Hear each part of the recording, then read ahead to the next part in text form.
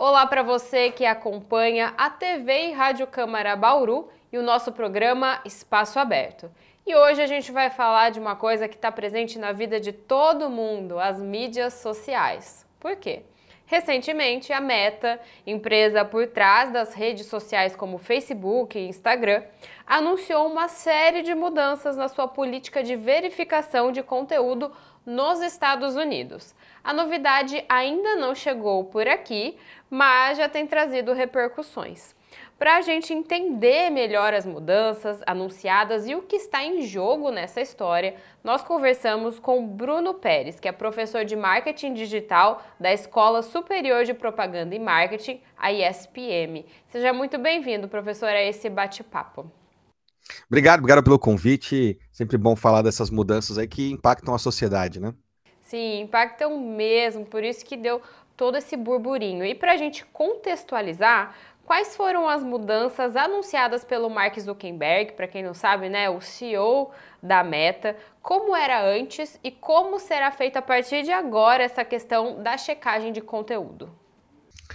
Bom, essa checagem, para quem quiser entender um pouco mais, começa ali em 2016, durante as eleições do primeiro mandato do presidente Donald Trump, logo após a questão do Cambridge Analytica, né? A gente tem uma questão ali com muitas informações de cunho duvidoso que precisavam ser checadas.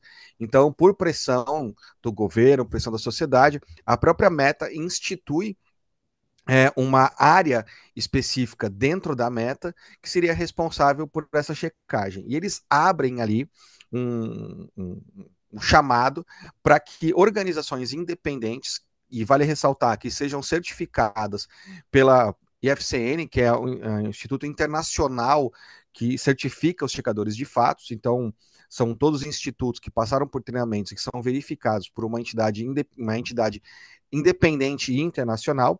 Eles se submetiam a essa área específica dentro da Meta e faziam a checagem de fatos.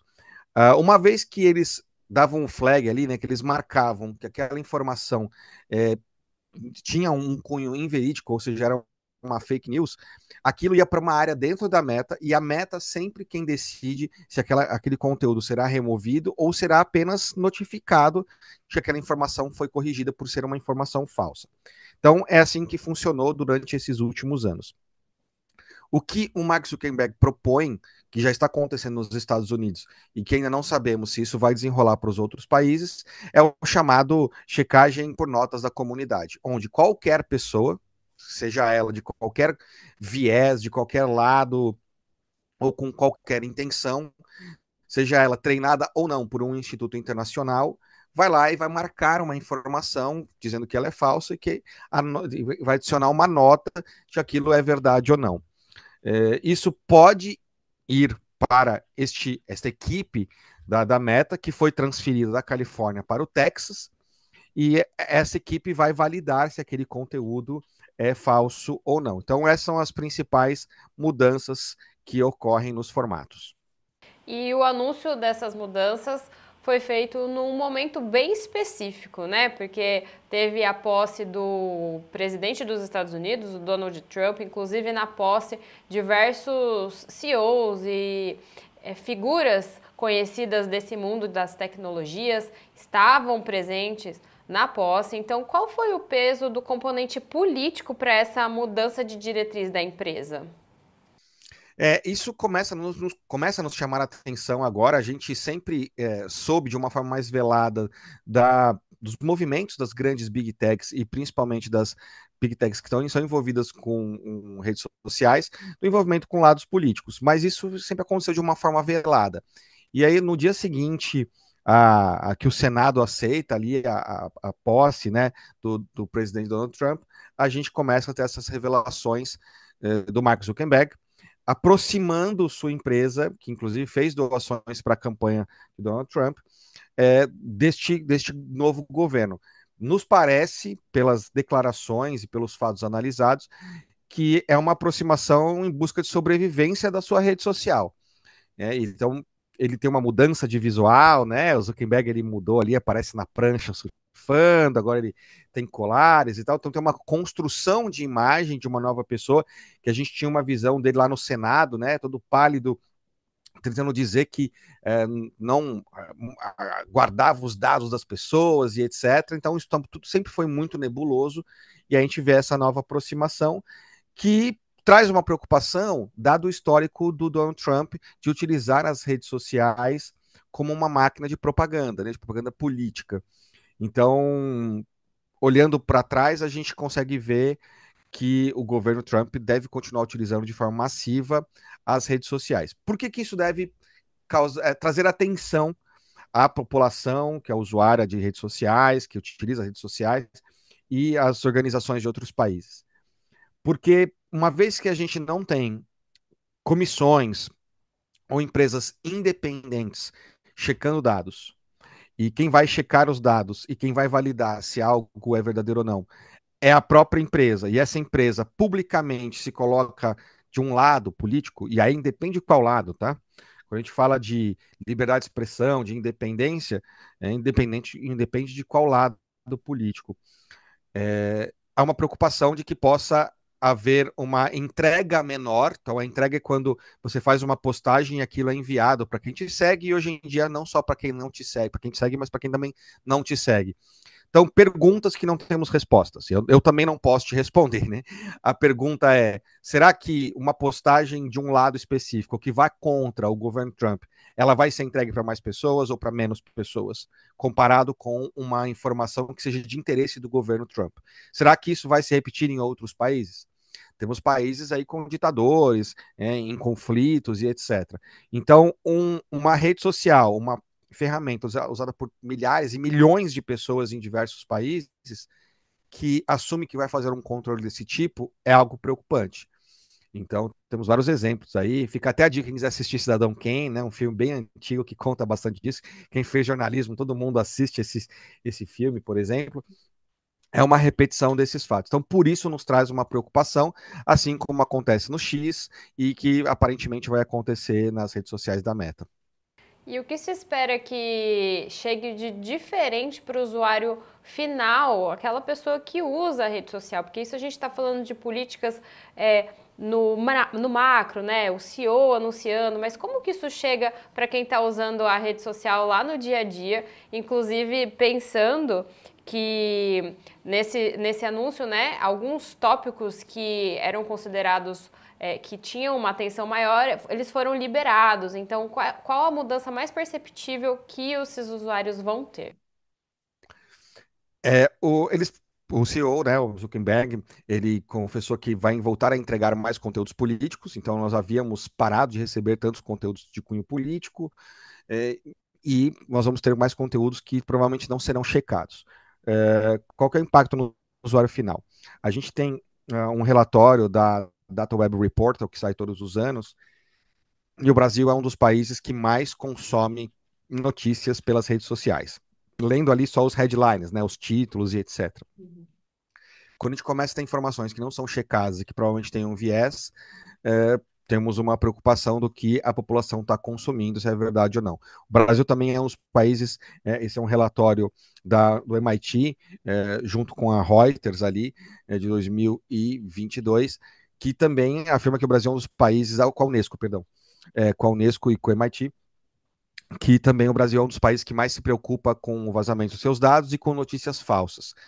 Então, o impacto no usuário final é: nós teremos cada vez mais informações que não saberemos a sua procedência, e isso é preocupante num país onde se lê menos, onde se lê pouco, onde se preocupa muito com redes sociais.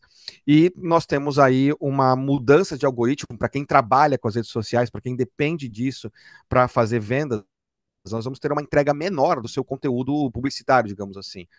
Nós vamos ter uma entrega maior de conteúdos de cunho político e de conteúdos de cunho divertido, né? De cunho mais alegre, como as dancinhas do TikTok, porque o Instagram também tem um medo do avanço do TikTok. Então, se a gente aumenta o entretenimento e aumenta informações de cunho político e muitas mentiras ali, fake news, não sobra espaço também para quem depende das ferramentas para vender ali o seu produto, um produto artesanal ou sua loja, numa comunidade específica. Então, cada vez menos as redes sociais nos mostram ser uma ferramenta eficaz para essas comunidades, como vinha sendo já há bastante tempo, né? Mudando a vida de muitas pessoas. Sim. E um dos argumentos para promover essas mudanças, que muda também o que chega para o usuário, é defender a maior liberdade de expressão. Inclusive, é um argumento bastante alinhado com o que o presidente Donald Trump defende. Esse argumento é um argumento válido? Como que está aparecendo nas preocupações das pessoas que estão mais atentas a essas mudanças, aos impactos dessas mudanças? O argumento em si, ele é válido. O problema é como ele é interpretado e como ele de fato é realizado. A gente precisa entender que liberdade de expressão, ela tem limites, né? Eu não posso ofender outras pessoas, que no caso isso é crime. Então a gente vê movimentos da Meta onde conteúdos de conteúdo homofóbico, xenofóbico, racista possam estar sendo liberados. Se isso for uma verdade, se isso continuar acontecendo, isso não é liberdade de expressão, isso é crime. E geralmente crime contra grupos minoritários. Essa é uma discussão que precisa acontecer. Então, até que. E aí a gente tem um lado, que é o lado geralmente agressor, defendendo isso como liberdade de expressão, e a gente tem outros lados tentando dizer, ó, estou sendo massacrado aqui. Isso basta ler a história, isso aconteceu diversas vezes, não nos meios digitais, né? Afinal de contas, os meios digitais são novos, mas isso aconteceu em diversos outros momentos da história. Então, esse é um ponto de atenção de diversos grupos, porque a liberdade de expressão também tem né, sob o viés, sob a bandeira de liberdade de expressão, a gente também tem aí um viés político para movimentar massas que possam, inclusive, causar violências a grupos minoritários. Então, isso é de fato preocupante. Volto na resposta da primeira pergunta. Quando nós não temos grupos independentes checando fatos. E vale dizer, grupos aos quais a própria Meta validava. Então, por que eu estou dizendo isso? Porque durante a fala do Mark Zuckerberg, ele disse que eram grupos enviesados que estavam manipulando informações. E ele ainda fala de facções secretas, provavelmente se referindo a governos específicos. É muito estranho essa fala, porque ela vai de encontro com o que eles mesmos implementaram. É, então, quando a gente tem grupos independentes checando mensagens, eles são retirados para que grupos específicos façam uma checagem totalmente enviesada, onde também está a liberdade individual ali, né? Onde está a liberdade para olhar e proteger as pessoas mais vulneráveis. Essa conjuntura traz uma preocupação para governos, principalmente governos brasileiros, governos da União Europeia e da Austrália. São os três principais governos que têm buscado informações. E esse é um outro problema. Sempre que se busca informações, sempre que se pergunta algo para as redes sociais, a resposta ela não vem. A resposta já recebemos emojis bastante duvidosos do próprio Twitter, né, que é o atual X, quando perguntado de conteúdos que estavam numa rede social chamada Discord, que traziam informações, imagens sensíveis sobre crianças e violência, etc., e não tem respostas, não se sabem os responsáveis. Temos aí um caso recente, né, do Dr. Drauzio Varela sendo utilizado naquela inteligência artificial que muda a boca, a gente chama de deepfake, vendendo um suposto produto enganoso, ele está tentando obter informações com a Meta, ele não obtém, então ele não consegue processar ninguém e estão usando a imagem dele para enganar as pessoas. Isso pode causar mortes, né? Então, onde está a liberdade de expressão e onde estão as pessoas que de fato estão utilizando essas tecnologias para aplicar golpes e fazer o mal? A gente não os movimentos desses bilionários neste momento e das empresas às quais eles dirigem não nos mostra um apoio para reduzir violência com grupos vulneráveis, como crianças também, idosos que sofrem golpes. Então, isso é um assunto que precisa ser discutido. Eles estão ali só pelo lucro, e aí quem quiser também pode assistir aí privacidade, além de privacidade hackeada, o dilema das redes sociais, vai entender um pouco mais sobre o que a gente está falando aqui. São alguns documentários que podem trazer luz ao tema. Você citou esses governos que estão mais atentos a essas questões, como o do Brasil, os governos da Europa, da Austrália. Então, vamos trazer um pouquinho os impactos e o debate aqui para o nosso país, porque existe esse debate da responsabilização das redes, até uma regulamentação. Essa mudança de diretriz lá nos Estados Unidos ainda não chegou aqui, mas já indica uma tendência. Ela acabou trazendo consequências no sentido de que esse debate se tornou mais urgente, o governo ou grupos começaram a se mexer um pouco mais para tentar lidar com isso? Sim, e se o governo ou se as instituições responsáveis não começarem a questionar as redes sociais, os grupos por si só vão tentar buscar soluções. Então a gente vai começar a ver, e a gente já começou a ver, um grupo de um lado ou de outro tentando provar que agora o algoritmo está apoiando o grupo contrário a ele, né? Então a gente, se alguém não fizer, a própria população vai fazer. Então isso pode gerar consequências inimagináveis. Com isso, é necessário sim que responsáveis por essas empresas aqui na região é, respondam aos governos. E quando eu falo governo, eu não estou falando do executivo, estou falando do legislativo. Comissões de ética, comissões específicas precisam discutir com os donos dessas empresas qual é o alcance, quais são as políticas, quem são os responsáveis, se ela vai colaborar com a polícia, até qual ponto, até que não ponto, porque essas ferramentas elas são utilizadas para realizar crimes. Então, se, por exemplo, se eu sei de algum crime e eu não falo para a polícia, eu vou ser julgado como cúmplice. Então, se uma rede social está vendo que um crime está acontecendo e não passa informações para a polícia, ela não é cúmplice. Eu não sei, eu não sou especialista em direito, mas a discussão precisa acontecer. Né, que venha um especialista em direito, que discuta isso numa comissão ali na Câmara, no Senado, no Congresso, e junto. E a ideia é trazer os donos aqui, os responsáveis por essas empresas no Brasil, para que a discussão aconteça.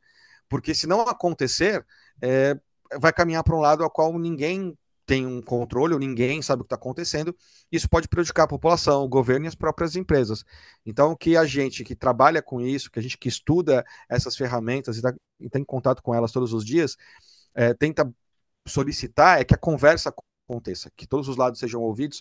Por quê? Porque as redes sociais fazem parte da vida das pessoas todos os dias. O Brasil é o terceiro país do mundo que mais passa tempo nas redes sociais, segundo o Data Web Report de 2024, não saiu ainda de 2025. O Brasil é o país do mundo que mais segue influenciadores digitais, também segundo o mesmo estudo. Então, isso impacta as pessoas. Acabei de voltar, eu também sou do interior de São Paulo, ali, da região de Franca, mas estava lá na região do interior do Rio Grande do Sul, uma região super agro. WhatsApp, Facebook, Instagram, são redes sociais muito utilizadas, então, pelo Brasil todo. Isso precisa ser regulamentado, isso precisa ser discutido, porque isso afeta políticas, afeta a segurança das pessoas. Então, é uma discussão que precisa acontecer no Congresso. Sim.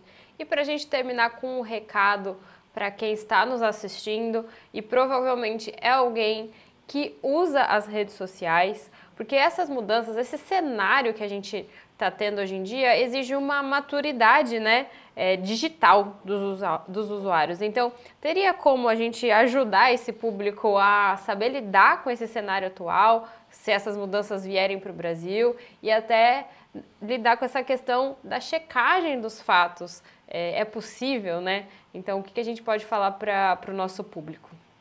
Legal, meus pais, né? Meu pai tem 70 anos, minha mãe tem 72 anos, e eu sempre falo para eles, e também falo para os meus alunos mais novos, para os meus alunos desde o nível executivo, é importante a gente checar tudo antes da gente consumir e antes da gente, principalmente antes da gente encaminhar para outras pessoas.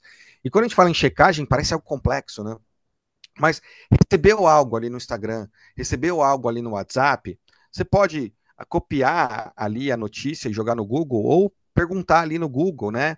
Então apareceu uma notícia lá, o professor Bruno, ele tem cabelo, né? E eu não tenho cabelo. Você está vendo que eu não tenho cabelo. Quem está nos assistindo aqui está vendo que eu não tenho mais cabelo. E vai compartilhar essa informação, checa no Google. O professor Bruno tem ou não cabelo? Bom, vai aparecer lá uma foto minha. Essa é uma checagem, demora 3 segundos. Então, sempre receber uma informação, não lê só o título da informação e repassar ela para inúmeros grupos. É você checar. E checar é ir no Google. Para quem já está utilizando inteligência artificial, aí pergunta para a inteligência artificial. Meu pai de 70 anos utiliza a inteligência artificial, faz um monte de pergunta. Então eu digo para ele assim, ó, pô, você me passou uma informação? Pergunta para a rede social, para a inteligência artificial, perdão. Então, sempre dê uma checada. Ah, mas eu recebi do meu amigo muito próximo. Checa antes, joga no Google ali, lê mais de uma fonte. É importante a gente ler fontes diferentes para ter opiniões diferentes, né? Acho que esse é o pilar principal do jornalismo, ouvir todos os lados. Então, ouvindo aqui a rádio, vendo aqui a TV Câmara, é um exemplo, né? Porque a gente está ouvindo vários lados. E o mesmo a gente deve fazer. Acho que essa responsabilidade vem passando para as pessoas. Então, cheque antes de compartilhar, que vai ser muito bom para você e para o nosso país. Olha aí, fica a dica então sobre esse assunto. Obrigada, professor, né? Você esteve acompanhando o professor Bruno Pérez, professor de marketing digital, falando aqui sobre essas mudanças da Meta que não chegaram no Brasil, mas já estão trazendo todo esse debate. Então, obrigada a você que acompanhou esse assunto e o nosso programa Espaço Aberto. A gente se vê na próxima oportunidade aqui na TV e Rádio Câmara Bauru.